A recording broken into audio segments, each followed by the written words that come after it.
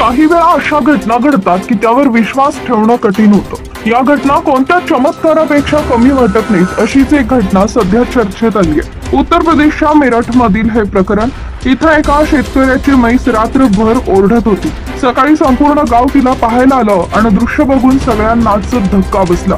खर तर मेरठच्या महलका गावातील हे प्रकरण। इथं राहणारा शेतकरी नुमान कुरेशी ज्याची म्हैस गरोदर होती, मध्यरात्री अचानक ती वेदनेनं ओरडू लागली। यानंतर संपूर्ण गाव जमा झालं।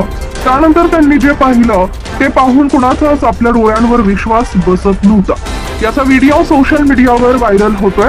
म्हशीचं पोट सामान्यपणे गरोदर असलेल्या म्हशींपेक्षा खूपच मोठं होतं। अनेकांना वाटलं की म्हैस 2 रेडक्यांना जन्म देईल, पण जेव्हा म्हशीची डिलिव्हरी झाली तेव्हा सगळ्यांना आश्चर्य वाटलं। या म्हशीनं 1-2 नाही तर तब्बल 3 रेडकूंना जन्म दिला। सामान्यपणे म्हैस एकाच पिल्लाला जन्म देते।